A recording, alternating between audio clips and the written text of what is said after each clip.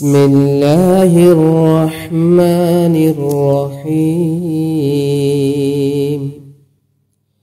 ইন্না আনজালনাহু ফি লাইলাতিল কদর।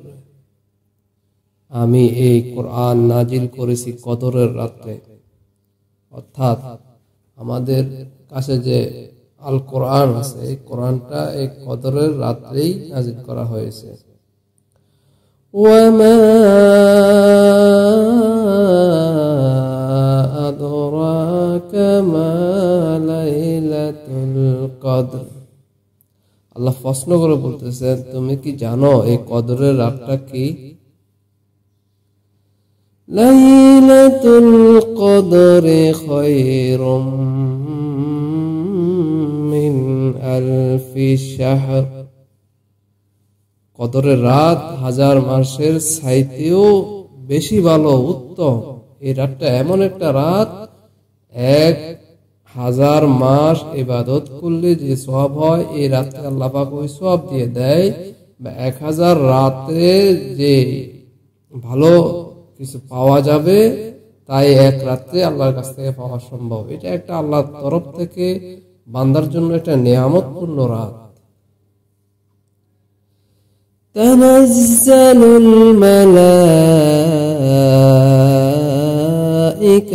ওয়ার রূহু ফিহা বিইজনি রাব্বিহিম মিন কুল্লি আমর।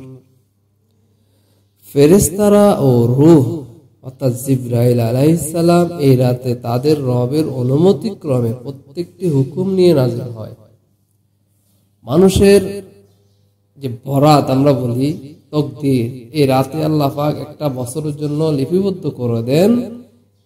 ফেরেশতারা এবং জিবরাইল আলাইহিস সালামের নেতৃত্বে ফেরেশতারা পৃথিবীতে অবতরণ করেন মানুষের জন্য শান্তির বার্তা নিয়ে।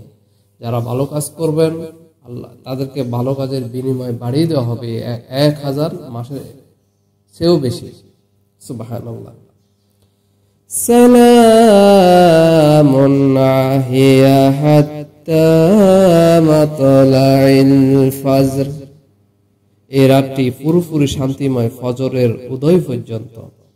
তার প্রশ্ন হলো, এই যে ফেরেশতারা আসবে শান্তির বার্তা নিয়ে, এটা কতক্ষণ তারা থাকবে? এটা আমাদের রাত্রি শুরু হওয়া থেকে একেবারে ফজর হওয়া পর্যন্ত এই শান্তির বার্তা নিয়ে, আমাদের জন্য কল্যাণ কামনা নিয়ে ফেরেশতারা পৃথিবীতে অবস্থান করবে মানুষের কল্যাণ নিহিতের জন্য।